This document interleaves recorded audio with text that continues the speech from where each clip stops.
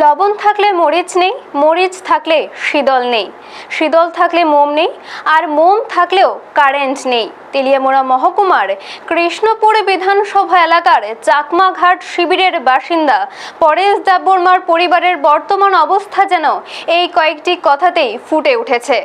দীর্ঘদিন ধরে অভাব অনটনের মধ্যে দিন কাটাচ্ছে পরিবারটি। পরেশ দেববর্মা একজন দিনমজুর, স্ত্রী ও 2 সন্তানকে নিয়ে 4 সদস্যের সংসার।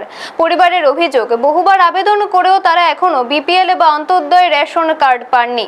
এমনকি এপিএল কার্ডকে বিপিএল কার্ডে পরিবর্তনের জন্য তাদের কাছে টাকা দাবি করা হয়েছে বলেও অভিযোগ করেছেন পরেশ দেববর্মার স্ত্রী। তবে এই অভিযোগের স্বাধীনভাবে সত্যতা যাচাই করা সম্ভব হয়নি।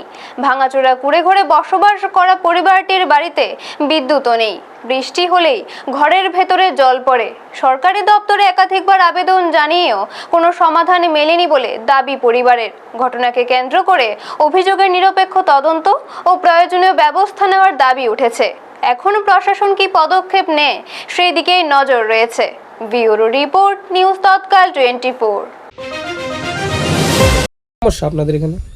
আমরা ওই বাস কাটিয়া খাই, ঘর বাড়ি নাই, কিছু নাই।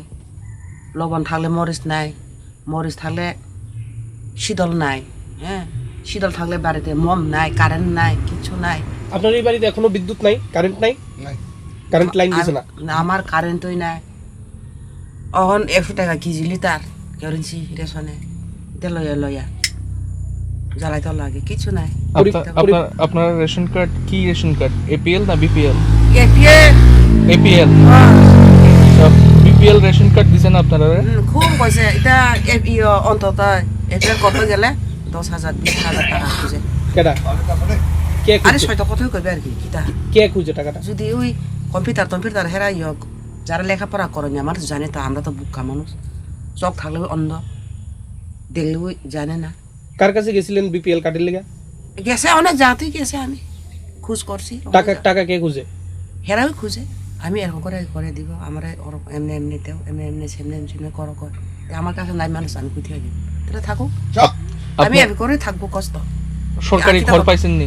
পাইছি। আপনারা দেখছেন নিউজ তৎকাল 24।